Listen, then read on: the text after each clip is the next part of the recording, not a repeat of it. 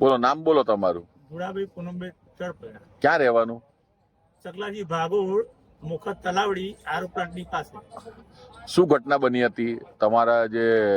આ અમારી છોકરીને સ્કૂલમાં સવાર શનિવાર 23/8/25 ના દિવસે હા એક્ઝામ હતી, પરીક્ષા હતી. પરીક્ષા આપવા માટે મૂકવા જતી ઘડીએ 2 ગાયો વળી હતી. 2 ગાયો વળતી વખતે એક ગાય બીજી ગાયની શીંગડું મારી, ગાય સીધી મારી પર પડી. અચ્છા. એક્ટિવા પર પડી. એક્ટિવા પર પડી ગઈ એટલે હું નીચે પડી ગયો, બેબી કાદવ પડી ગઈ અને મારા પગમાં ફ્રેક્ચર થયું છે. અચ્છા. અને કેટલા ટાઈમ પછી ઊભા થયા? કેટલા મહિના પછી ઊભા થયા પથારીમાંથી? પથારીમાંથી ઓછામાં ઓછી એનું કાર્ડ તો છે, પણ મિનિમમ 2 મહિના, હજુ પથારી વર્ષ જ છે, અપંગ જ છે. અચ્છા અચ્છા. અને ભાઈ ડોક્ટરે શું સલાહ આલી તમને? ડોક્ટરે કહ્યું કે દવા ગોળી ચાલુ રાખજો, કઈ પણ થાય તો પછી પાછા આવજો. અને બીજા નંબર ભાઈ મારો છે ને અંધ છે.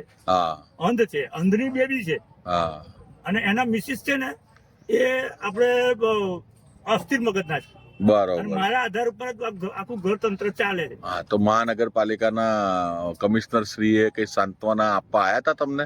એ અરજી આપેલ છે, પણ એ અરજીનો અમલ થયો નથી હજુ સુધી. ના, તમને ઘરે મળવા આયા હતા? ના, કોઈ આયા નથી. કોઈ અધિકારી નહીં આવ્યો? કોઈ નથી આયા, કોઈ મળવાય નહીં, કશું જ નહીં. અને અત્યારે બજારમાં જે ગાયો ફરે છે, અત્યારે હાલની તારીખમાં ફરતી હોય, તમે એ વિશે શું કહેવા માંગો છો? હજુ તો હું તો કહું અમદાવાદ જેવું થઈ જાય તો સારું છે સાહેબ. એટલે તમારા વિસ્તારમાં હજી ગાયો ફરે છે? ચાલુ જ છે. રસ્તા પર રોડ પડતા તમને બતાવે, કેતા વિડીયો ઉતારીને તમે જુઓ. ના, બરોબર. તો એ બાબતે તમે શું કહેવા માંગો છો કમિશનર શ્રીને? આ હિસાબે કોઈ પણ જાનહાનિ થાય ગાયો ઢોર કરતી, એનો જવાબદાર કોણ સાહેબ? બરોબર. એટલે જો કશું થાય તો હા, એની જોખમદારી મહાનગરપાલિકા કમિશનરની રહેશે. બરોબર છે. સારું. ઓકે. હા, થેન્ક યુ.